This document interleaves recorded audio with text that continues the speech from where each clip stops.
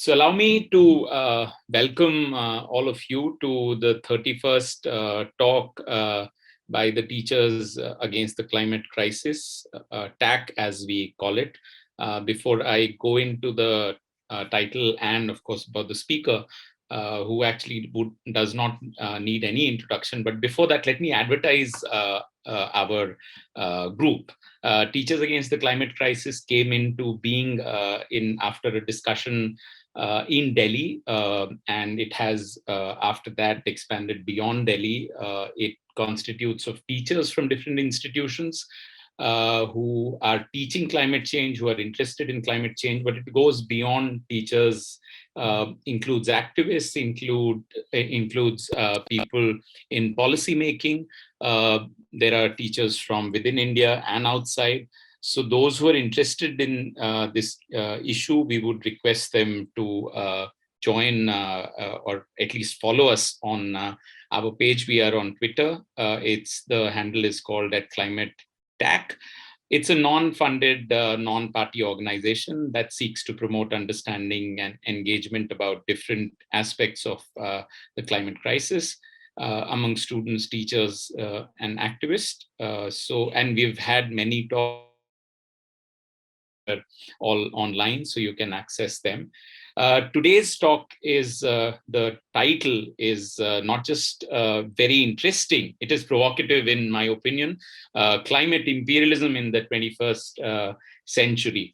There has been a lot of discussion on imperialism, particularly from within the left, and outside the left, of course, but even within the left, there have been questions about this category of imperialism, whether it is relevant anymore, especially from people like Hartin Negri and recently even by David Harvey, that with globalization, perhaps it's not a category which is useful anymore.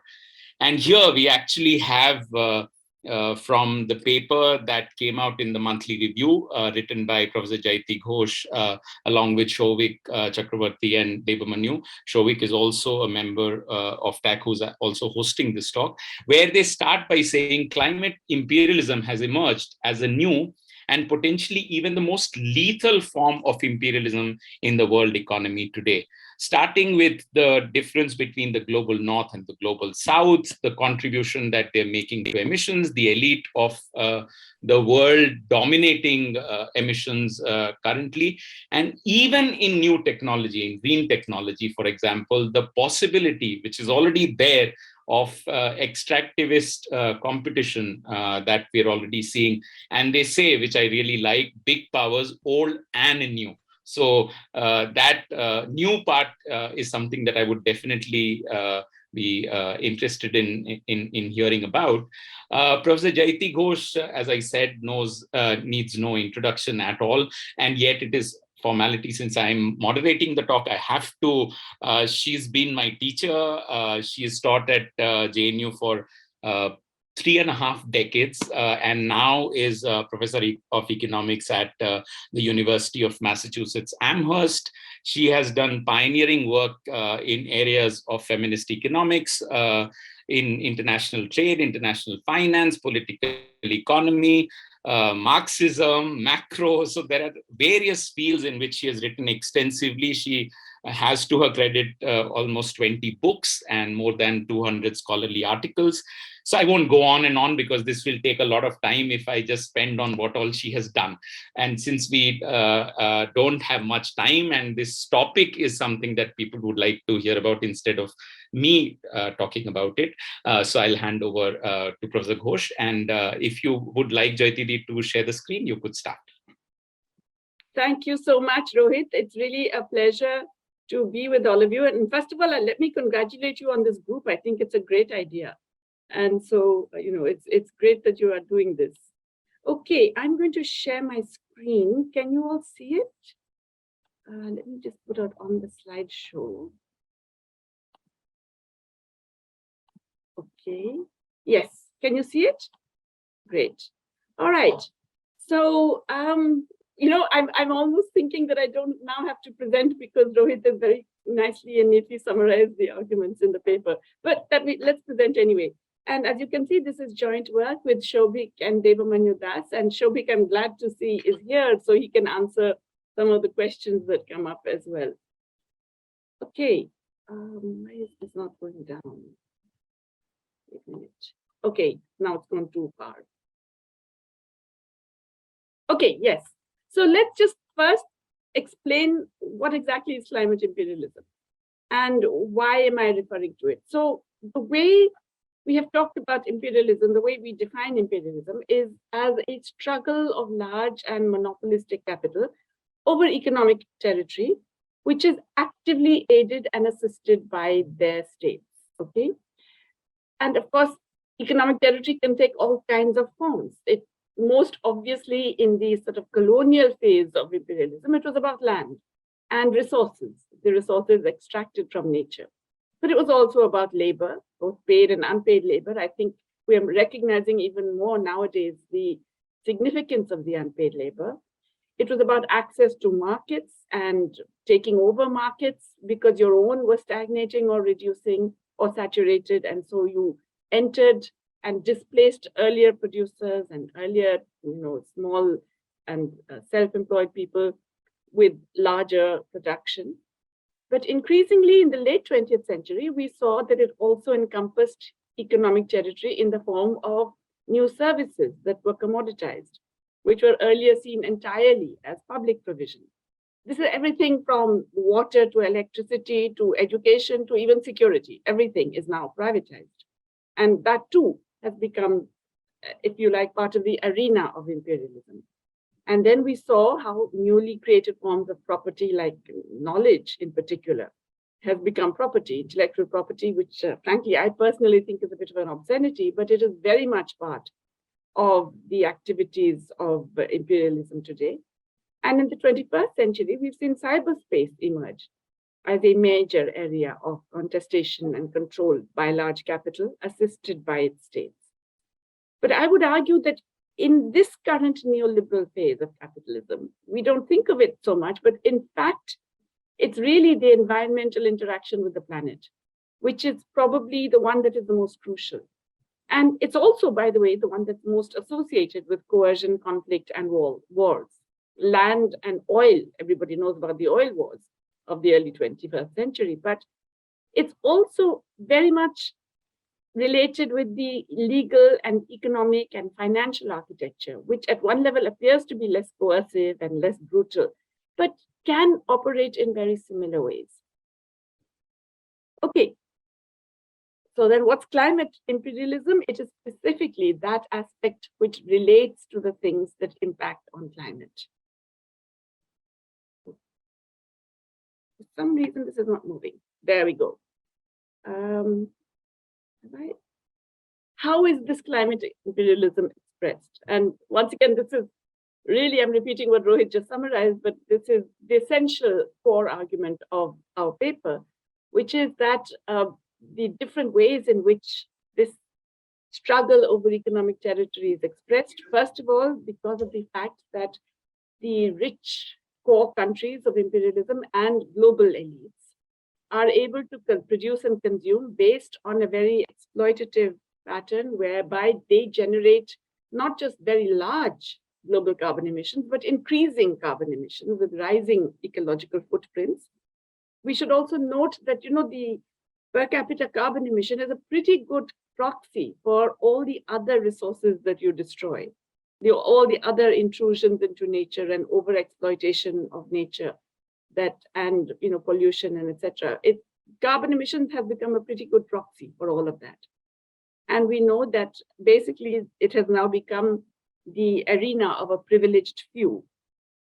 But there's also the way in which this climate change is sought to be addressed. The COPs, the Conference of Parties, of which we've just had the 26th, and we will soon have the 27th in Egypt. These negotiations address climate change in very unequal, even deceptive and debilitating ways. They don't really talk about the problem and in the ways that they need to be talked about, and they don't do enough to address it. Then we have the fact of financialized global capitalism, in which it's both the operations of financial markets and the fiscal strategies of the major core countries. increase carbon emissions. They actually are actively engaged in increasing carbon emissions, while meanwhile, the required finance for mitigation or for adaptation in the developing world is simply not available. Privatized knowledge monopolies. Why is that so critical? Everyone knows how terrible it's been during the pandemic, the access to vaccines and treatments being confined to a relatively small proportion of the global population, especially in the first year. But I would argue it's actually even more dangerous for humanity with regard to the climate challenge, because there are critical technologies. And you cannot really do a green transition without an entire range of technologies, 95% of which are privately held, and most of which are held by large companies situated in the global north, some located in China, but again, dominantly still in the global north. But again, as we've noted, it's not just the private knowledge monopolies, but there's also the fact that as these technologies develop, you need new kinds of resources and minerals. And we're already seeing extractivist competition among the leading powers. We're already seeing natural resource grabs of different kinds. It's no surprise, because natural resource grabs have been going on all along over the 20th century, but they are very much in play, and very actively so, in all the aspects of the green transition, especially in the north. Okay, now just to give us a bit of context to this. And here, this IPCC report, the 26th assessment report, did not get the kind of media attention that it deserves. But if any of you have read it, the summary already is kind of large, right? It's about 28 pages. The full report is huge, but the summary is terrifying. And essentially, the summary says, look, things are much worse than we thought they were even in November. There was an IPCC report before Glasgow. Things by February were significantly worse. By April, they were even worse. So there's already substantial damage and loss in all kinds of natural formats, in terrestrial, freshwater, marine systems, and there's massive loss, okay? And the impacts are much larger than the previous IPCC reports had estimated. So the changes are not only more rapid, and coming more faster than were predicted by the IPCC, but they're larger than the IPCC had thought they would be. So that has meant that there's a widespread deterioration of both ecosystem structure and function. And of course, that means there's less resilience, less natural adaptive capacity, and lots of shifts in seasonal timing, which have implications for agriculture, but even much more than agriculture, for lots of things. Terrifyingly, they say we already have some irreversible losses, species extinction driven by climate change, particularly marine species. Apparently, we've lost hundreds of thousands of species already. And some other impacts are close to irreversible, like the hydrological changes because of glacier retreats. Within the Himalayas, we're going to see the impact of that in the next few years. The changes in Arctic ecosystems driven by the permafrost thaw. So we actually had, I'm a member of the UN high-level board, and we had a meeting with some of the IPCC scientists. And I tell you, I really could not sleep that night, because they said, listen, all of this we were doing, we didn't actually factor in such a rapid melting of the poles. We now know that there has been significant melting of both the Arctic and the Antarctic. And with this, we have to tell you that all bets are off. We don't know the implications. We don't know what it will mean for the Gulf Stream. We don't know what it will mean for La Nina and El Nino. We don't know what it will mean for the oceans rising. We can't say. It's beyond our modeling capacity, because this was not something we had even thought would happen so rapidly. So anyway, obviously, all of this has very adverse social and economic consequences and impacts on physical and mental health. And these are worse in the low and middle income countries. So we already have humanitarian crises. And these are typically occurring where there are very strong climate hazards and along with high vulnerability. It's also the case that the adaptation so far, the gaps are huge. Once again, very strongly related to per capita income, or I would say broadly with the core and periphery countries. but it's also across regions within countries, across areas, rural, urban, backward, forward, etc., categories of people. I mean, in India, we know what differentiation does, so there's no point talking about it too much. But what's also important, and what the IPCC report highlights, is maladaptation. I think that's a very important point. It adds to inequality. It makes the problem worse. So, for example, in naturally fire-adapted ecosystems, because you're getting more fire, you engage in fire suppression techniques. You put up seawalls against flooding. You put up hard defenses, which actually worsen the problem and intensify the possibility of flooding elsewhere. You get warmer situations, and so everybody rushes to install more air conditioning. Now, all of these are examples of maladaptation, which are adding to the larger problem of climate change. And it's a typical example of the sort of short-term versus long-term dynamic that has characterized policy response to this problem across the world. But in a sense, it's also because it's bizarre that it's so obvious that climate change is a global problem, right? I mean, it cannot respect national borders and ask for passports and visas and so on. So it is something that is global, but it is still sought to be addressed at national levels. How does that work? Well, at the international negotiations, at the tops, every country gets a certain climate responsibility, which is based on its current national carbon emissions. Okay, so please bear that in mind. Current national carbon emissions. And then these are what form the basis of the negotiations. And so you have to make commitments. I will control these, okay? I will control these so much by 2050 or by 2070 or whatever.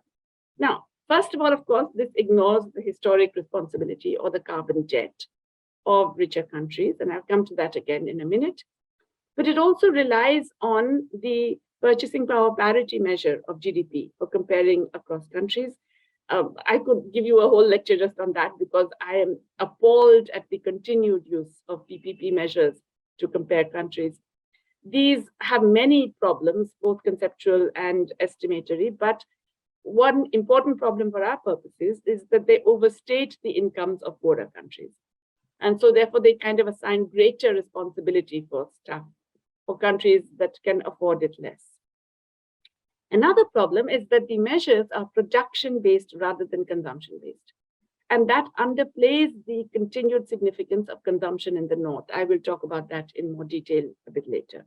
And then, of course, what happens is then you say, oh my God, it's these countries, China and India in particular, which are really responsible. They're the biggest emitters now, and look at them, shame on them, and so on. Okay. The carbon debt that I mentioned. So there is one study that suggests that today's developed countries which contain 14% of the global population today, are responsible for 80% of global cumulative carbon emissions between the mid-19th century and early 21st century. Okay.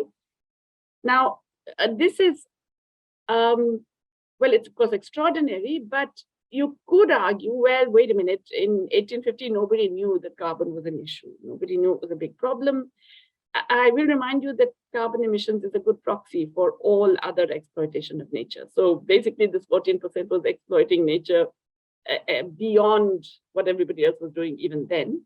But what is more significant is that of this huge carbon debt, the problem we have today is really because of that carbon debt. Of this huge carbon debt, about 50% of these, or more than 50% of these historical emissions happened in the last 30 years.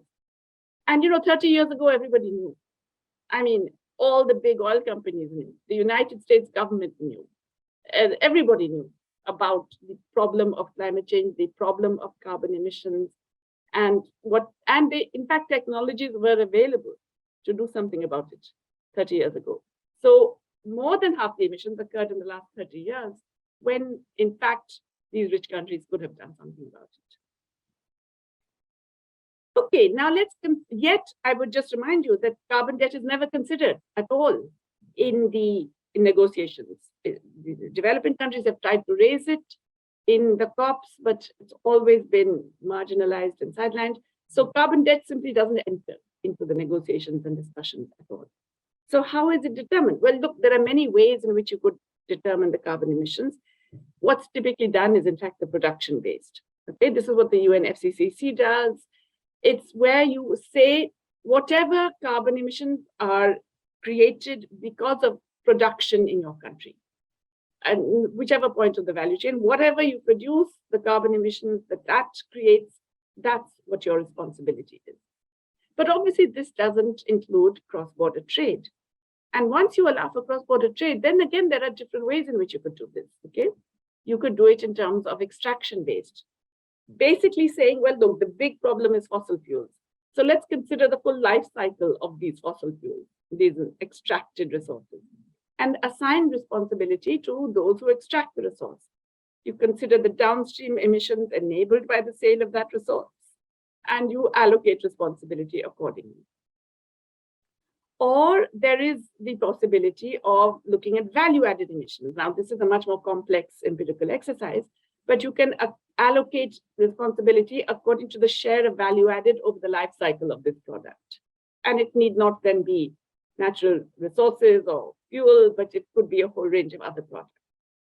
But the other way of doing it, and it's the one that increasingly many countries are considering, is consumption-based emissions.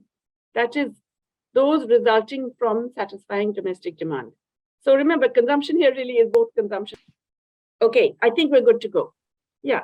Oh, wait a minute. I think consumption-based. So what does that mean? It means that it's really the final consumers of goods and services, whether because of investment or consumption, they are the ones responsible. So that brings in the role of international trade. Okay, and so we will come back to that and the differences you get. Okay, so when countries go to COP, they usually, this is the number that is projected. Okay, the number in terms of the total emissions of every country. And that's why, as you can see, the China is now with the world's largest emitter. And China's emissions are... Sorry. Right. Okay. So this is the number that everybody looks at. And as you can see over here, the US used to be the world's largest emitter. It is now second after China, and China is almost double the US. Okay. So just in the last 2 decades, between 2000 and 2019, this is pre-pandemic numbers, there's this massive increase in Chinese emissions. And India is also a very large, it's the third largest now. And again, it's all happened really it's more than doubled. It's nearly 3 times increase for India. And so this is how, in fact, China and India were singled out as the problem in Glasgow, because, you know, they are very large emitters suddenly in absolute terms, okay? However, if you look at it in per capita terms, you get a very different result, okay? And again, this is still production-based. So here you find that the biggest emitters are Saudi Arabia, Australia, and the United States. Now, you will notice a pattern here. The big emitters tend to be resource extractive countries, petroleum and other mineral resources. Countries that are doing that tend to have much higher per capita carbon emissions. So Russia, Iran, etc. And Australia as a mining economy, these are all large emitters, okay? But the United States also, remember, is the second largest petroleum producer in the world. And so some of it is that, but it's also because of its consumption. And Japan has no resources to speak of, but it has very high per capita carbon emissions. China, by comparison, significantly less than the United States now, less than half of the United States in per capita terms. And India, much, much smaller, only 2 metric tons per capita.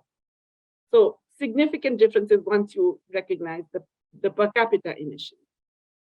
But of course, it's really international trade, which is also very significant. And so this particular chart, we have to thank Shobhik for working this one out on the basis of the OECD data, is one that tells you what are the balances. What's your production emission? What's your final demand emission, which is the orange line, and then the balance. And you will see that the balances for the United States, very heavily negative. That is to say, it's a net importer of emissions, or rather, it's a net exporter of emissions. It's a net importer of the goods and services that generate emissions, okay? So it's really palmed off a lot of its emissions to developing countries. And So have pretty much all of these Europeans, okay, and Japan. So UK, France, Germany, Italy, Japan all have significant negative balances, significant in relation to their economy.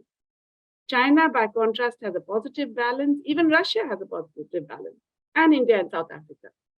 So, in fact, there's a, you can see the role that international trade is playing. Shobhik, you wanted to add something?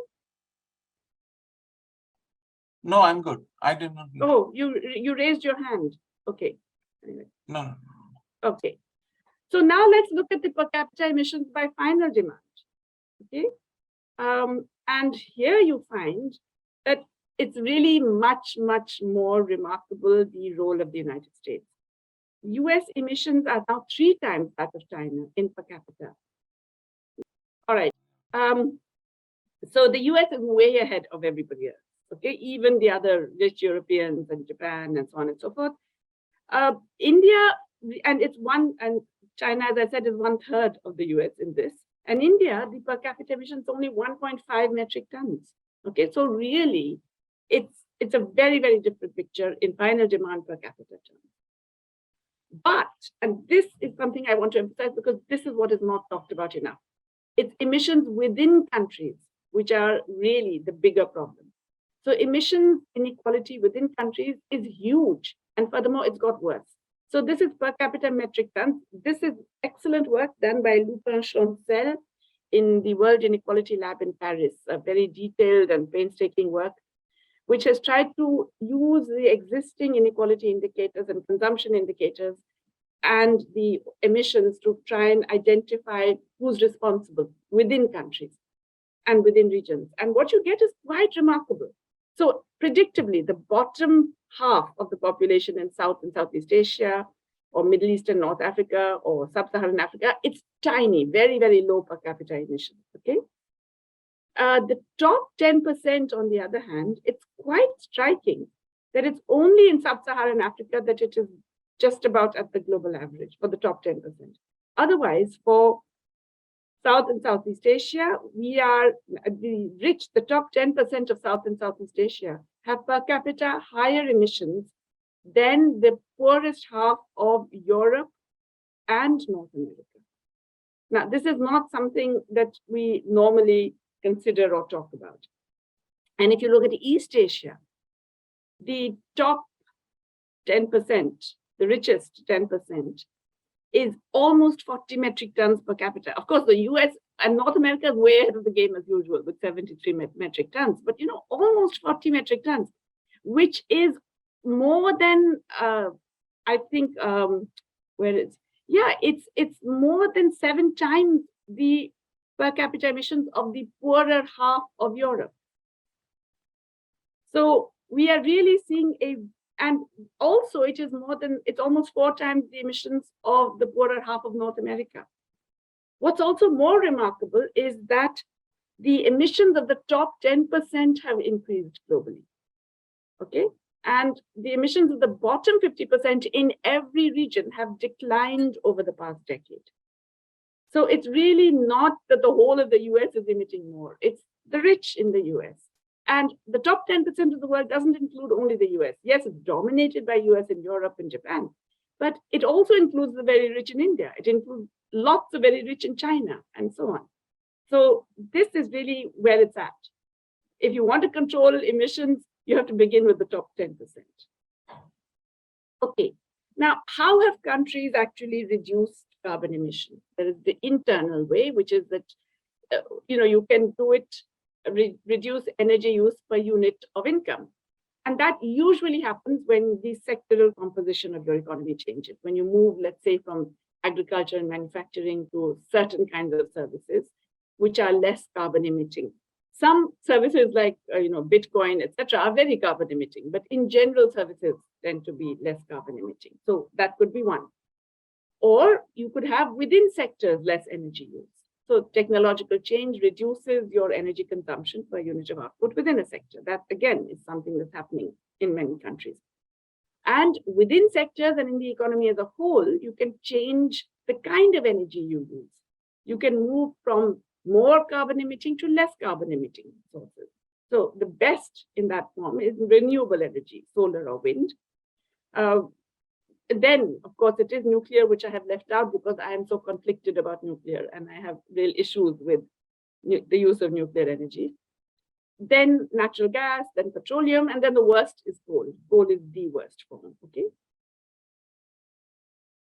So, yeah, this table basically tells us about the broader components of, per capita carbon emissions, the change in the absolute numbers. And as you can see, the per capita emissions globally, it's 4.5 metric tons per capita, and it varies from a high of 15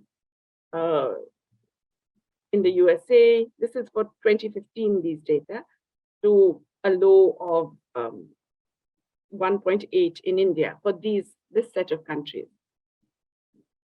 And of course, the energy intensity ratio tells us how efficient you are in terms of the energy required per unit of GDP, okay?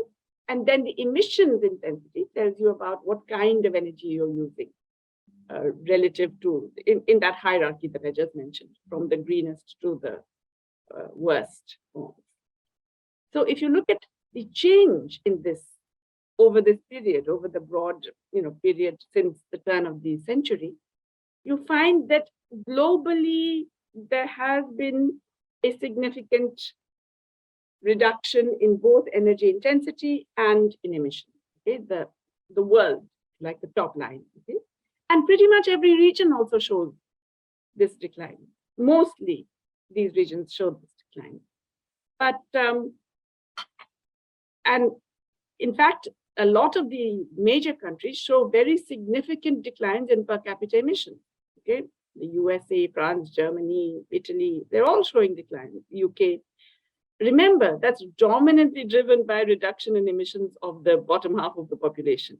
Okay, in most of the regions, the top 10% and especially the top 1%, emissions have soared. Okay. And so what do we find? We find that there's obviously a wide variation in mitigation strategies. You have per capita income, which is only one of the factors, because most countries show substantial declines in energy intensity of GDP, both through structural changes, as I mentioned, the change in the composition of the economy, and technological changes. But of course, the poorer countries, we still have higher levels of emission, absolutely, right? Emission intensity, because we are still using older technologies. And then again, the countries that rely on hydrocarbon exports, like Russia, also have higher levels of emission intensity. India, we've got the lowest in terms of both per capita emissions and per capita income. But this decline in the emissions intensity, it varies from only about 13% in Italy to nearly 40% in the UK.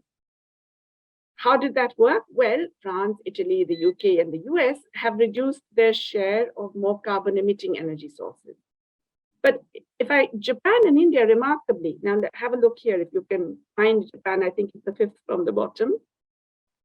It actually increased its emissions per unit of energy. It worsened its reliance on the worse, more carbon-emitting forms of energy, and India also.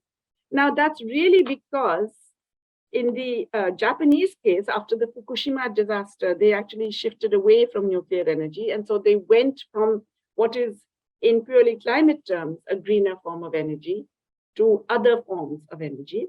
And in India's case, it's because we are still very much expanding our coal production and our coal use, it being the cheapest fuel. So what's going on? It's really that the changes, especially for developing countries, are constrained also by just inadequate access to the frontline technologies for energy saving and energy reducing production, emission reducing production, because of the intellectual property rights regime and the fact that rich countries have resisted technology transfer in these crucial areas. So what was going on in terms of the cross-border trade, that big trend that I showed you? Really, it's all a story about China. It's entirely a China-driven story, and you can date it very clearly from 2002 when China joins the WTO. And of course, it emerges as a major manufacturing exporter. There's a huge increase in exports of China over these 2 decades, more than 10 times by value, and even more than that in volume terms. But what's really significant is that most other countries experienced a significant share of imports that require more carbon-intensive production. For example, US imports of non-electrical machinery and transport equipment, which are among the most carbon-emitting sectors, increased by 7 or 8 times, okay, 700 to 800% over this period. By 2015, imports from China alone were more than half of the carbon emission balance, which I showed you in this earlier chart, final demand minus domestic production for the USA. More than half, okay, was just China. For the Japan, it was nearly 2/3. It was almost half for Germany, 40% for the UK, and so on.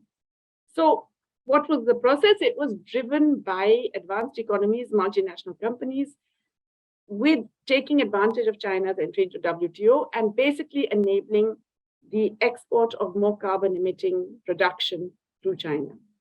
What's interesting is that China's trade with developing countries and with Russia shows the opposite balance. In other words, China has a negative balance with other developing countries and China and Russia, rather than, so it's really, that other developing countries are feeding into the value chain in which China then produces for the North. But, and at this point, I think it's critical. Yes, so there is clearly this imperialistic process going on. But the way the problem is often posed, and particularly in India by our policymakers, it's being posed as either we can have development and poverty reduction or we can do climate mitigation. And you have to allow us to do development and poverty reduction. Therefore, we don't have to do climate mitigation. This is more or less what the Indian government, for example, said at COP26. That you have to allow us more coal because it's the cheapest fuel and we need to do development and all that. It's obviously not true, right? You can choose a different development pattern. You can choose a development pattern that improves the level of energy efficiency of the economy, that changes the patterns of investment and consumption towards activities that require less energy, and within energy sources that reduces the share of the most carbon-emitting sources. As I said, from coal to petroleum to natural gas to clean renewables like solar and wind and hydro, okay? That's what China did. That's what several other developing countries are doing. So it's not, you can either develop or you can do climate mitigation. That's not the case. The other thing that is very critical is actually a change in the urbanization pattern.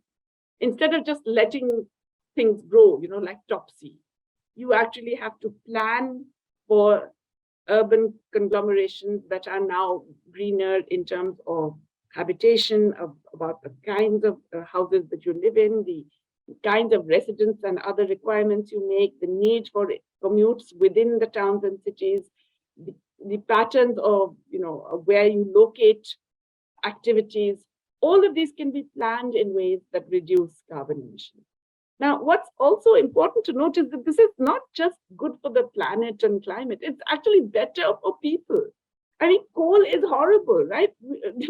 I don't know how many of you are in Delhi, but you know what happens with the thermal power plants and the kinds of emissions they create and the pollution and the way it is actually destroying the lungs of our small children, right? So this whole idea that, that we can't do it because it's for the good of our societies. No, pollution and the use of these bad energy sources is terrible for our people. It's not good for our society or an economy.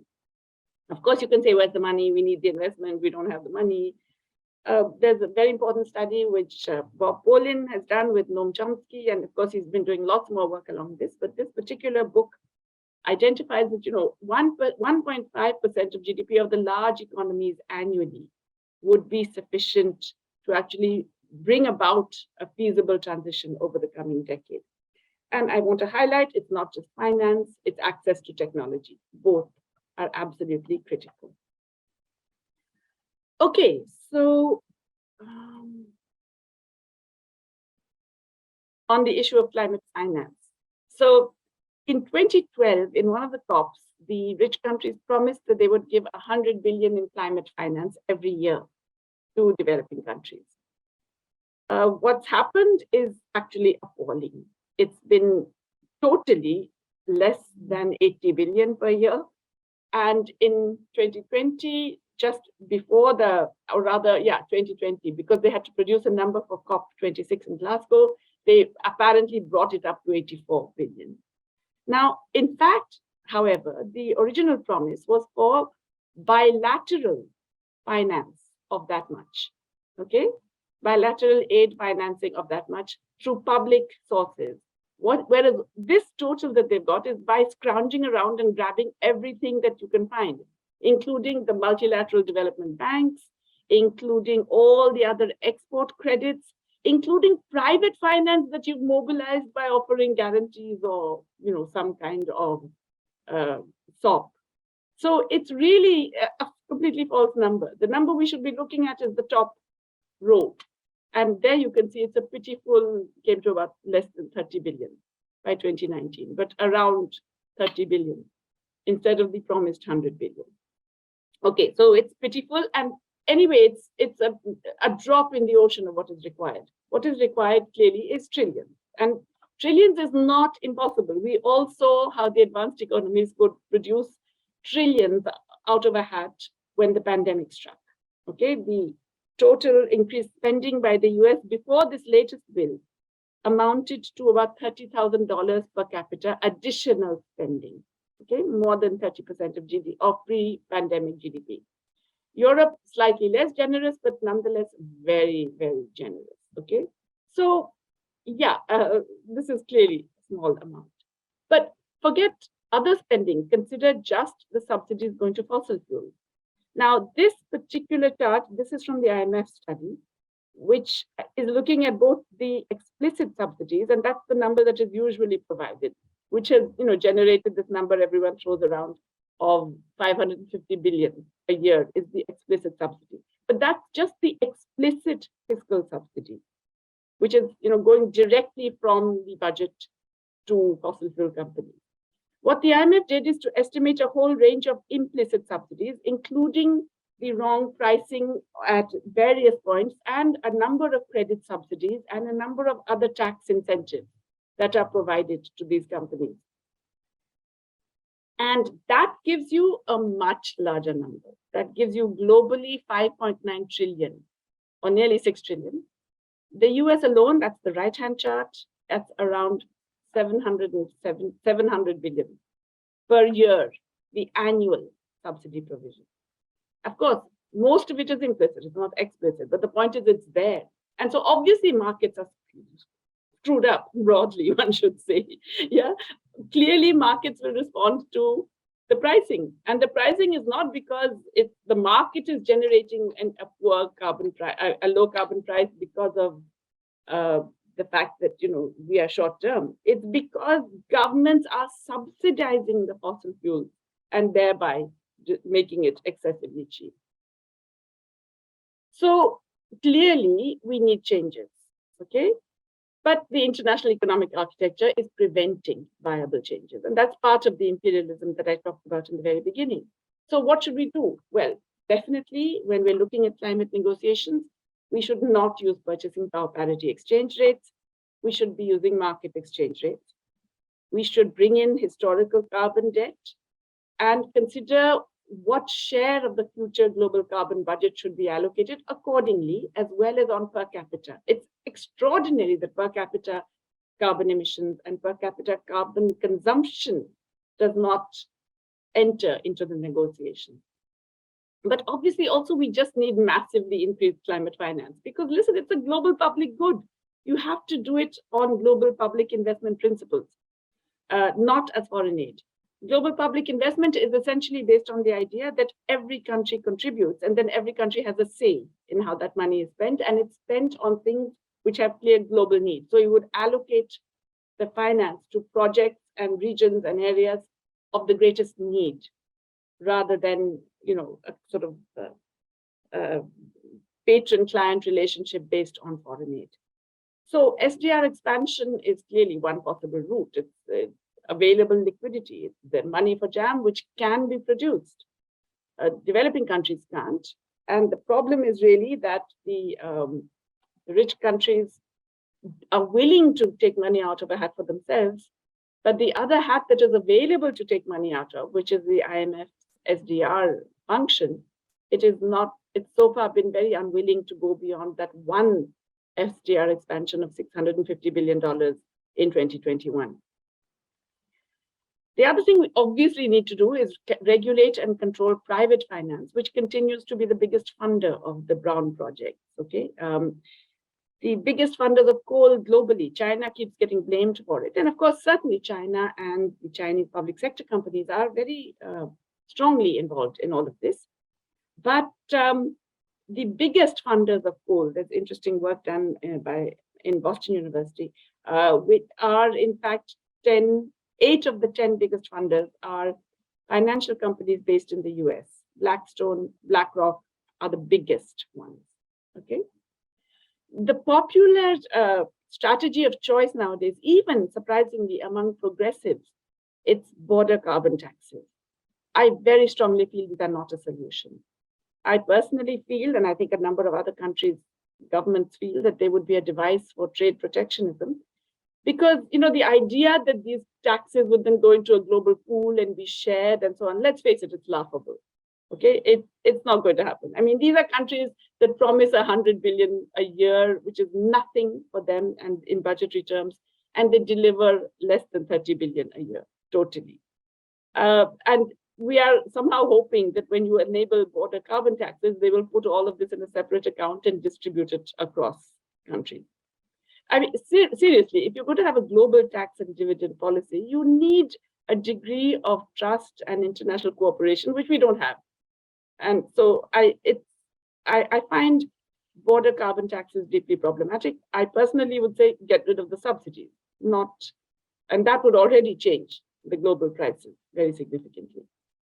But also, definitely, we have to be sharing newer, greener technologies, which means sharing a whole range of things, not just the technologies required, let's say, for solar panel or something else, but all the technologies that are required for the entire range of subsidiary and related infrastructure and so on.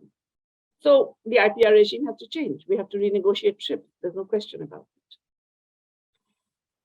So, as I said, what are the concerns then we would have with the current mitigation strategies? Now, I've been talking about imperialism, and I've been always stressing that imperialism is about the fight over economic territory of large capital, which means that the people of those countries don't necessarily benefit from that struggle. But nonetheless, since all of this is playing out in terms of international negotiations, the national thing is still operative. Okay, so how does it work? Well, first of all, cap and trade. We've now realized it's not effective in reducing emissions. It just transfers the location, and it's a kind of neat way to, for a lot of the countries to get around their own commitments. We have seen now already that there is increasing resource grab, the need for new minerals, particularly lithium required for batteries. There's a fairly long discussion of that in our paper. But a whole range of the other rare earths and so on. We're finding environmental problems of mining, which are old and new. We're finding new resource grabs. And in some countries, already a resource curse emerging. You have a large pool of lithium and you're already a country in trouble in a kind of way. Recycling waste is always seen as such a good thing. Shovik has done a lot of work on this, and I'm sure he could answer more questions on this matter. But, we live in Massachusetts, which is a very progressive part of the US, and everybody is very virtuous and good, and everybody's recycling. Everybody has solar panels on their houses, and they're all very anxiously recycling into the green and the black, baskets, and everyone feels very virtuous about recycling. But in fact, most of that waste is just exported to the developing world to be genuinely recycled. A lot of it is very hazardous because it's not sorted properly. And until quite recently, it was actually dominantly exported. And China was the biggest importer of it, and until it banned it in 2017, which dramatically changed the whole global, it banned in 2016, maybe, Shovik? Anyway, either 2016 or 17. That changed the way other countries also began thinking of waste. A lot of that waste has been diverted to the Philippines, Indonesia, and some other countries. But then there has been an international agreement. And as a result of that, in fact, a lot of the recycling is now occurring within the developing world, which also means that they have to change the way they produce because they're now forced to bear the costs of the recycling themselves. And that's a good sign because it means regulation can work and even global regulation can work. I mentioned how private financial markets are still incentivized to fund brown investments, and there's no regulation. I mean, you can think of so many possible regulations. They don't even require money. You could tell BlackRock, if you're funding, for every $100 that you give to coal, you have to give $500 to green energy. It's a simple regulatory move. It doesn't require anything, but we don't find any such thing. Instead, we get greenwashing through these now infamous ESG, environmental, social, and governance indicators for private investors. There is so much material now on how this is just a scam, a giant scam which perpetuates the worst possible practices by giving everybody the illusion that something is being done about the climate. But again, if what I showed you in terms of the table with inequality is correct, then what we really need to focus on is the carbon emissions of the very rich. And again, a combination of regulation and taxation. So maybe you say, look, you want to make a trip to the moon for fun? You cannot. It's too emitting. You want to have Bitcoin as a luxury South Sea bubble of your own? You cannot. It's too emitting. You want private jets? Well, you'll have to pay maybe 5,000% tax for every flight. There are many ways of doing this. It's not so difficult in purely rational terms. It's obviously difficult politically because of the importance of the rich lobby.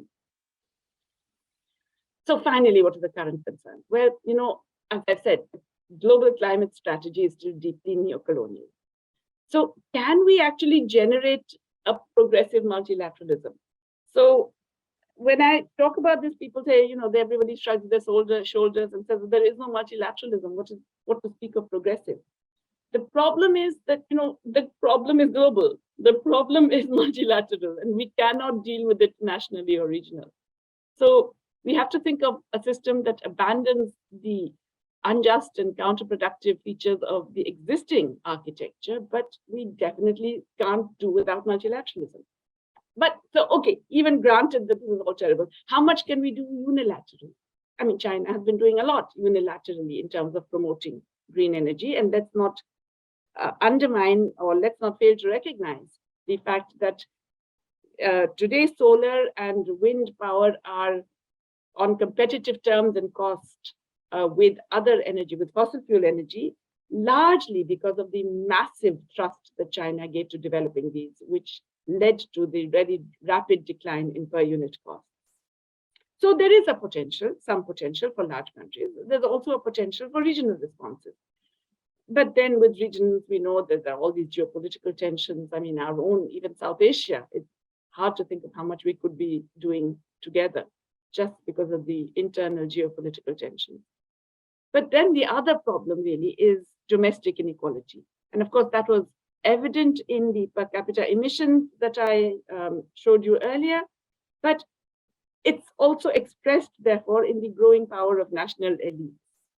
And that in turn means that, these elites increasingly are intertwining with authoritarianism, which in turn is intertwining with the new technologies. The problem is that, it's a very urgent problem. I think I showed you that in the very beginning. The nature of the climate change is much more rapid than even the IPCC expected or anticipated. It's happening very fast. The implications are not clear. We are going to face unimaginable consequences. So we really need to act quickly. So what are the chinks really that progressive forces can utilize? I'm ending with a question because I don't have an answer to that one. Okay, let me stop here. Thank you, Jayati, and we're really sorry for this because we were actually caught off guard. This has not happened in our meeting at all. So it was a learning experience for us as well. And we had to be democratic, we had kept every option open, like it happens in Zoom. So you can be democratic, and if you want, you can be undemocratic as well. Sorry. So yes, so now we're opening it up for discussion. Given the experience, we are not going to enable the chat box. So please raise your hands, and sorry about this. You raise your hands, and according to the order in which you would raise your hand, we'll take questions.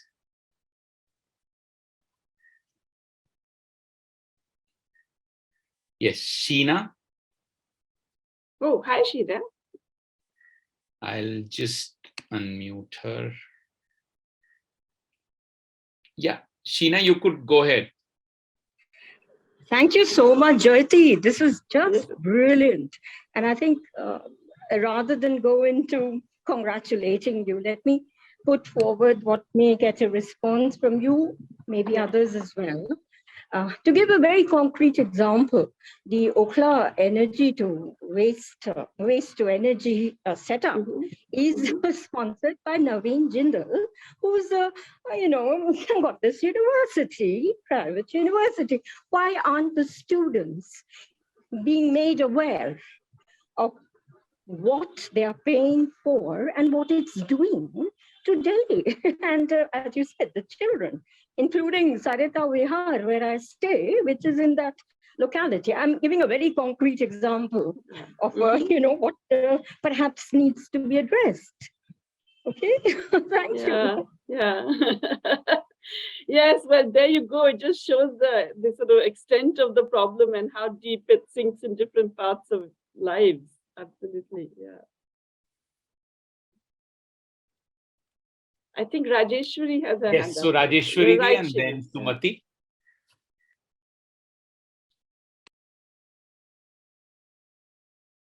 You have to unmute. Just one second. Yeah, I'm just doing that. Yeah.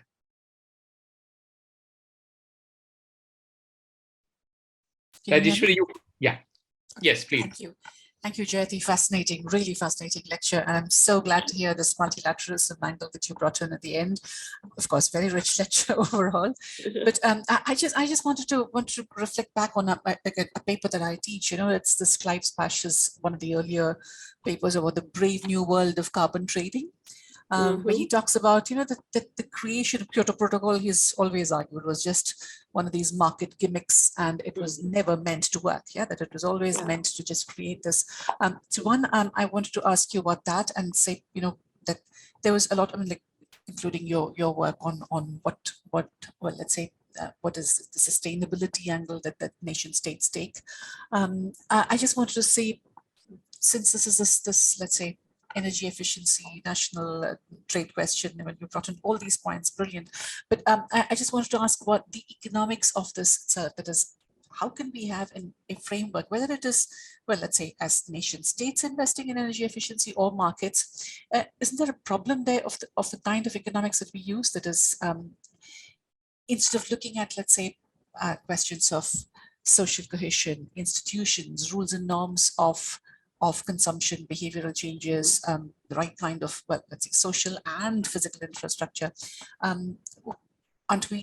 Isn't economics distracting us?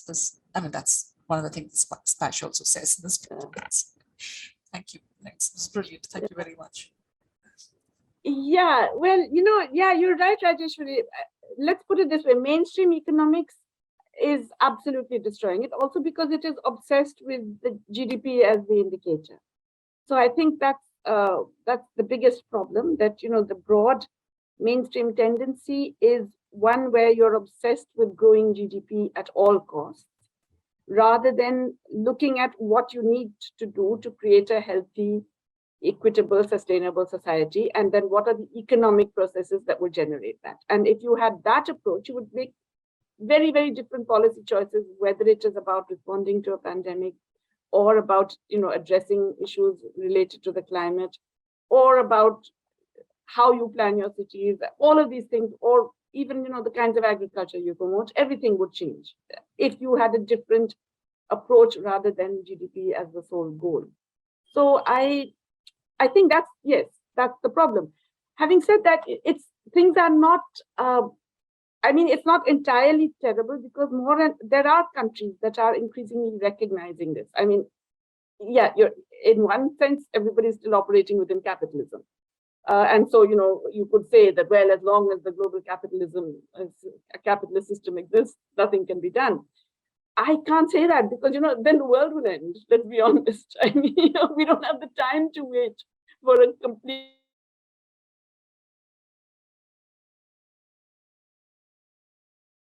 Our countries, I mean, New Zealand, Scotland, Finland, increasingly, all with women leaders, by the way, who are opting for other things, well-being indicators, to see as their goals, their economic goals, not their social goals. And that, I think, is a critical shift. When you say the goal is not GDP and we're going to be monitoring it every quarter and saying, oh my God, you're saying, no, we are going to look at these indicators and we'll monitor those. And then if the GDP goes up or down, fine, we don't care. It's a whole different way of addressing economic policy. And, increasingly, we're seeing that it is possible, and it's possible even for relatively poor countries. Cuba, I think, is actually a very unsung example of a country that could not, for many reasons, but also did not make GDP the primary goal of how its economic system was organized.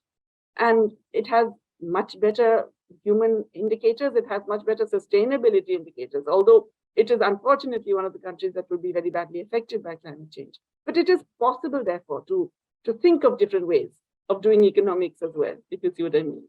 Yeah? Next, Sumati. You can unmute. I've given you the, yeah. Can you?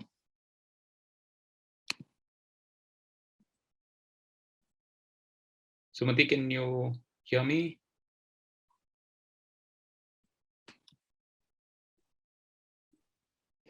Okay, I can. Can Yes. you hear me now? Yes, yes, we can. Thank you, Jayati, for an absolutely wonderful talk.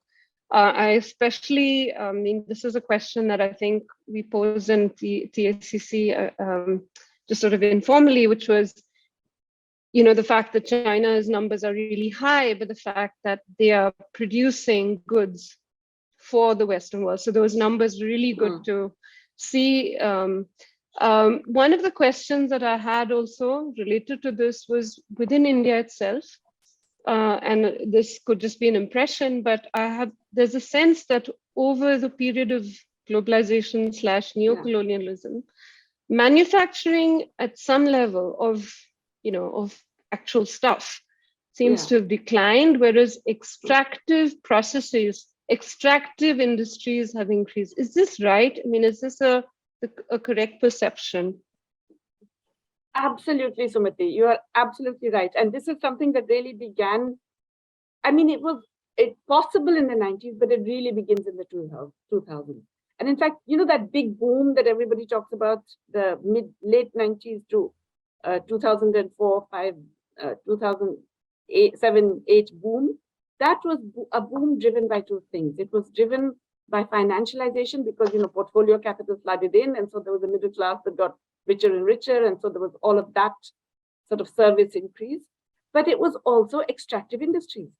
It was hugely driven by extractive industries. The whole takeover of bauxite and other minerals and gold and coal expansion, etc. So this was a boom that was really driven by these two factors entirely. And that extractive industry boom is what generated the terrible pollution and other mess that we have today. And also the very rapid increase in emissions that you've seen in that chart. Right. So back to basically the kind of stuff that we had during colonialism, on speed. Exactly. Yes, thank you very much. Excellent. It's colonialism on steroids because now it's added, if you like, the sort of climate part to it. Yes, I said speed, but yes, steroids will also do. Yeah, absolutely. Yeah, thank you. Thanks a lot. Next, Anuj, I'm unmuting you. You can go ahead now.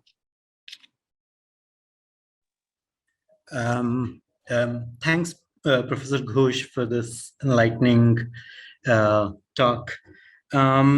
I just had one sort of question here. So you, in one of your slides, you speak of having like a global tax and dividend policy. where you also sort of identify why that might not be happening because of the lack of, trust and cooperation among the international or among the countries. I was just wondering if like we have any such experience in the past, like, like where different countries have sort of come together and have had a policy of this kind. I mean, there has been international cooperation, so to say, on so many things, but like a global tax and dividend policy, I'm not sure, like I'm personally not aware of it. So if you could yeah, perhaps like... So in fact, with regard to that, we haven't had any international experience. In fact, the difficulty is that we still have a global tax system that is 19th century. The rules are still those that were developed in the 19th century. They don't even recognize multinational corporation, which is why these MNCs are able to avoid so much tax, because they can be treated as arm's length separate companies rather than as subsidiaries. So even that, which is such low-hanging fruit, we could not get a global agreement that made sense, that says you have to be able to tax a multinational company as much as you tax a local company. And so that minimal thing was not acceptable, finally, to the rich countries which were affected by their large MNC lobbies. But in terms of the global, the reason this has come up so much is because, in fact, so many progressive economists talk about it. And I have to confess, it's I mean, my good friends and colleagues, Bob Colin, Jim Boyce, they're all in favor of a global carbon tax and dividend. Joe Stiglitz is in favor of it. Jose Antonio Ocampo is in favor of it. Right? And I'm always arguing with them, saying, listen, there's no question of this. It will just be protectionist, because we've seen what happens to these global multilateral institutions. They essentially are controlled by the global north, whether it's the IMF or anything else. And then they behave in ways that favor the companies of the global north. So the idea that you can have a very free and fair technocratic sort of administration of a tax, which will then pour into a common coffers and be distributed according to some norms, I think it's simply not going to happen. And therefore, if something is brought about, and what is being increasingly suggested instead is a border carbon tax. So it's very common in the US, for example, for the Democrats and progressives among Democrats to say, yes, border carbon tax is very good, because it will prevent other countries from being extremely exploitative in terms of how they are doing their production.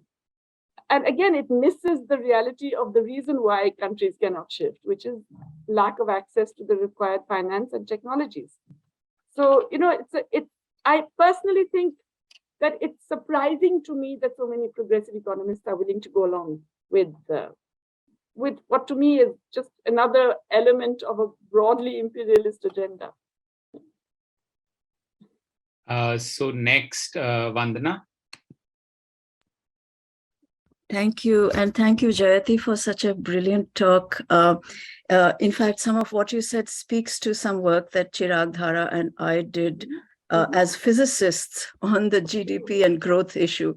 So thank you. My question is actually about the chinks that you talked about, which I think we could perhaps have a whole session on the chinks, because that's where our energy and action should be. And I'm wondering to what extent do you think that local movements, like, resistance movements of Adivasis, the Hasdeo Arand issue, but also in other parts of the world, indigenous activism, youth activism, so on and so forth. To what extent do you think they can challenge the system? And if they can, then how do we, kind of signal boost them? This is such a good question and such a tough question, Vandana. Okay, let me be completely honest. I don't think these individual things can completely challenge or overturn the system. They can, however, prevent very bad stuff from happening. And I think that's also good. So as you say, the local movements in India, insofar as they've been able to prevent, let's say, bauxite mining in a location or some other kind. The local movements in Ecuador and Colombia that have prevented. In fact, in Ecuador, lithium was the one that became a major reason for a political movement and so on. So I think they can prevent very bad stuff happening. But the broader, if you like, tsunami to come that is coming upon us, I don't think those local movements can prevent that. So, as long as the subsidies are of the kind that they are, and as long as global finance is able to finance in the way that it is, these are tiny little efforts in tiny places which are positive and good and should be welcomed, and we should support them and all of that. But they're not going to be able to prevent that broader movement. So we have to do something multilaterally. In the sense of what I'm saying is, the local and the multilateral have to come together, and it has to happen that way, because otherwise, they will just get swept away by that broader push. Yeah. Thank you. And Naga? Yeah, thank you, Professor Jayati, for such a detailed and compelling presentation. I just wanted to share your thoughts a bit about China and the nature of development in China in the last 15 years and how that has contributed to a very large volume of emissions. So in that sense, you're completely right in foregrounding, and as some questions have come up, foregrounding the role of manufacturing and exports and US imports of Chinese goods, etc. But also, what about the share of Chinese internal development, in particular is urbanization? For instance, I remember Václav Smil, the energy historian, writing about, I think, emissions from Chinese urbanization and cement production in just a few years, I think in just 3 years, equaling or being more than the entire emissions of the US in the 20th century, some massive number. But just simply the nature of development in China in the last 15 years, and how that has contributed to China being, at 12.5 billion tons, more than 2.5 times the US development. Also, as the Chinese economy, as you mentioned, PPP, by some distance, the largest economy in the world in PPP terms. And also as the Chinese economy sort of tries to change track a bit, tries to push consumption more, etc., and as its urbanization continues. So how do you see that sort of having a bearing on carbon emissions, how it fits into your frame? Etc. I just wanted to share your thoughts about, in a sense, about Chinese development emissions. Sorry if it's broad and general. Yeah. No, it is a huge question, and it's a question I think you could easily have another, several sessions on in terms. So it's a complicated story. It's not a straightforward story, I think, in China. I think the pattern of development was at one level continuously state-led, but it was state-led along old lines in a way, if you like. So it was state-led with a very large role for private capital, with the enabling of enrichment and the existence of private property and so on. In ways that were way beyond any other state-led kind of trajectory, but it was also state-led in a traditional sense, in that for at least the first 20 years they didn't stop to think about the climate implications, the energy. They just went ahead, and therefore, in fact, the urbanization you talk about, it's the old traditional urbanization, which is bad, right? Let's face it. It's heavily carbon using. It requires a lot of private transport. It's, all of those kinds of things. It's only in the last decade that they actually shifted gears, I would say. And that's when you already have a lot of legacy in terms of your pattern of your trajectory. Yeah. So they were already on a particular path. Obviously, something happened maybe slightly more than 10 years ago, but before Xi Jinping, where they realized that you really need to get into a different trajectory in terms of energy use and the kind of energy you use. So they were actually very far-sighted in terms of not just thinking about the need to promote wind and solar energy, but also creating infrastructure for the use of that green and solar energy. It needs a lot of infrastructure, right? I mean, just say street lamps, for example, or anything. It needs a lot of changing residences and offices and so on and so forth, transport systems. So they invested heavily in all of that as well. They have invested heavily in the value chains required for making all of these things. So you have to give them credit for being very far-sighted. I mean, 10 years ago, 15 years ago, they were already creating sort of long-term deals with countries that have access to some of these rare earths. And they, of course, have a lot of rare earths themselves, but countries that have access, and lithium and a whole bunch of other things. So they have been, first of all, as I said, the global change in relative prices and costs of green energy compared to brown is driven by the Chinese expansion. That's the single most important reason, okay? Second, they are now really going to be, in the next phase, they're in control. They are dominantly not just the holders of significant technologies, but the holders of significant materials required for the green transition. And I think people or countries haven't really fully recognized this. The US has just gotten onto it now, and they're getting hysterical. You know, they've now realized this, but it's a bit late. You know, they really were late on the draw, because even in Biden's bill, they're going to have to import more from China, not less. Because China has basically cornered the market, if you like, in a lot of this green technology, including in terms of access to the materials required. So it's a complicated story, yeah? I think that their attempt now is a shift away. And because they're so centralized, and because it's such a command and control economy still, that when they decide to do something, they just do it. It is likely that they will be able to shift faster than many other countries. I mean, certainly they will be light years ahead of India in terms of a green transition. In the next decade, you know, there'll be just no comparison. So there is that side of it. The other side of it is, of course, that yes, it's a very, as I said, you know, again, deeply unequal trajectory, extremely exploitative trajectory at many levels, although associated with rising wages even at the bottom throughout this process. But again, here's a Xi Jinping saying, I'm going to change that. Now, how much of that will actually be changed? How much of that? Perhaps it will be. We don't really know. It is a very command and control economy right now. But it is one in which there are still fault lines, you know, because of that whole legacy of that massive period of expansion. And of course, it was a trajectory. It wasn't just the climate and, you know, the emissions. I mean, the amount of pollution. I think there isn't a surface water body in China that wasn't unbelievably polluted by 2018. You know, they couldn't eat fish from any of their lakes or rivers, so they couldn't, everything was polluted beyond description because of that sort of breakneck speed in which everything else was sacrificed to rising economic activity. There is an attempt to shift. How much of that is going to be feasible, given, as I said, the legacy of that trajectory? We don't know. And we also don't know what that will mean for the domestic political thing, you know, because I mean, again, this is me talking about something I don't know enough about, but I've always felt that the Chinese leadership did a kind of Faustian pact with the people that, you know, you keep your mouth shut and we'll keep giving you more goodies.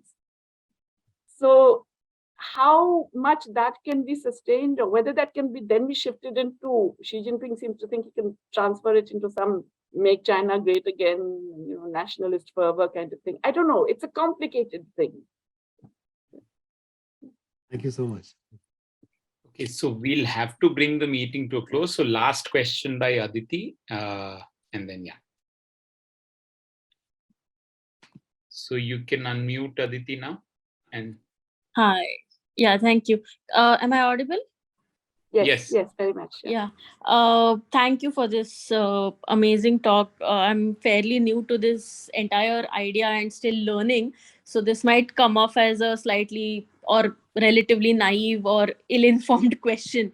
But I'd like your thoughts on, you know, I was up until now under the impression, or, you know, under the idea that probably, you know, a kind of a carbon tax or any kind of consumption-based taxation would actually probably might be one of a policy solution when it comes to, you know, addressing how there's a obvious imbalance in how everything is consumed by either elite individuals or elite companies, elite nations, however you may frame it. But seeing as, you know, how you made, I mean, you have a very firm opinion on how that's not working. How would you say that, you know, we hold any of these elitist components accountable for their consumption, or, you know, because there's not even any form of reparations in terms of their historical consumptions, let alone what is happening now.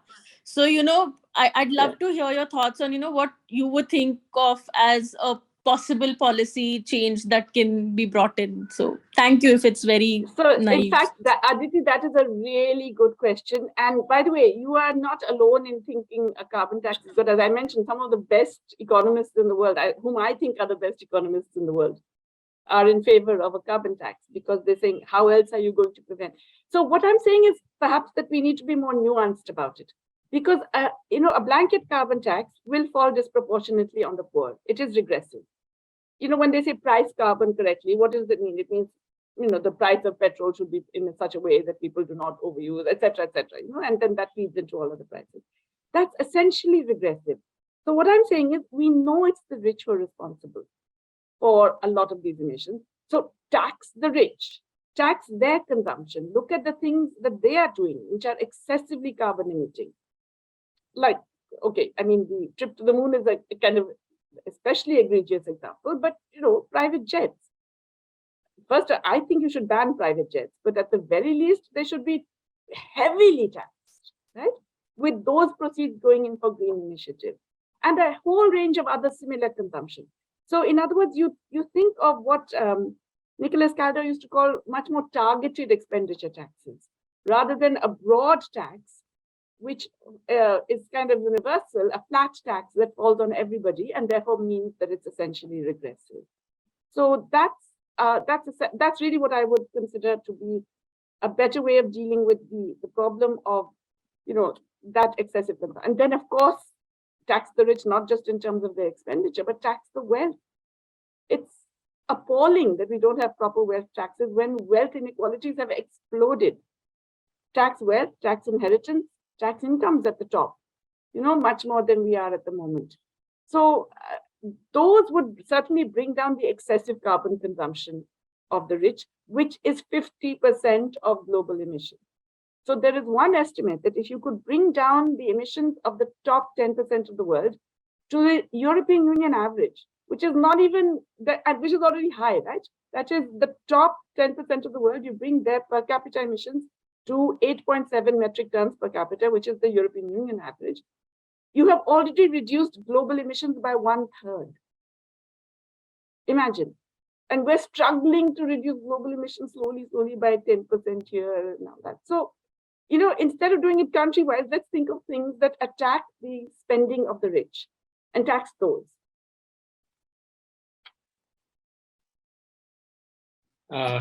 Thank you everybody for being here, and so we'll now close the meeting. We've gone past our time, and thank you, Jayati, for taking the time out and for a fantastic talk. Sorry, at some point there was some disturbance. Don't worry, it was minor, and we've all forgotten about it. So. Yeah. Thank you. So we'll keep everybody posted. We have these talks quite often, in fact, once in 2 or 3 weeks.